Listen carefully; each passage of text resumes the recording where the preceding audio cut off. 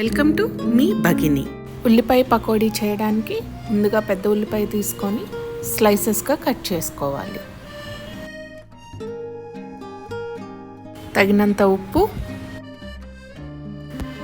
పచ్చిమిరపకాయలు తీసుకొని కట్ చేసుకొని వేసుకోవాలి.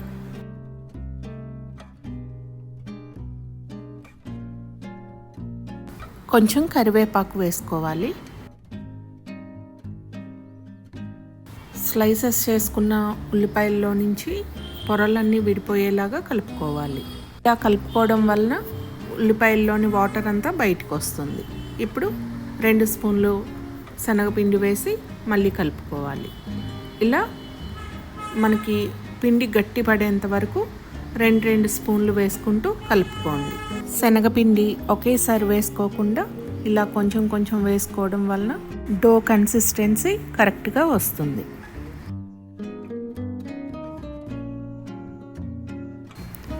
ఇలా పిండి దగ్గరకు అయ్యేదాకా గట్టిగా పిసుకుతూ కలుపుకోండి.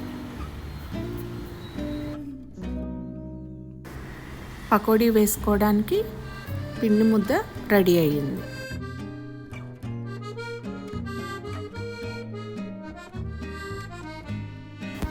పకోడీ వేయించుకోవడానికి సరిపడా ఆయిల్ వేసి వేడయ్యాక పకోడీని ఉండలు ఉండలుగా కాకుండా ఇలా ఈవెన్గా స్ప్రెడ్ చేసుకోవాలి.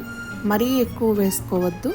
ఆండీకి సరిపడా వేసుకుంటే మనకి ఫ్రై చేసుకోవడానికి కూడా ఈజీగా ఉంటుంది. పకోడీ వేసిన వెంటనే గంట పెట్టి తిప్పకుండా ఒక 3 మినిట్స్ వెయిట్ చేయండి.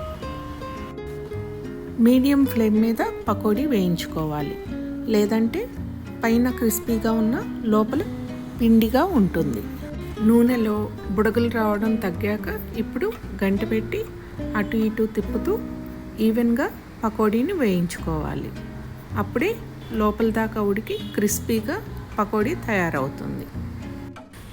ఇలా గోల్డెన్ బ్రౌన్ కలర్ వచ్చేంత వరకు వేయించుకొని తీసుకోవాలి.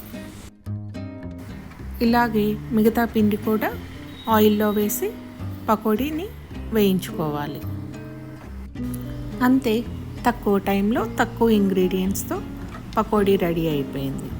వీటిని వేడివేడిగా సర్వ్ చేసుకొని ఎంజాయ్ చేయండి. Please subscribe, like, comment and share. Thank you. Bye.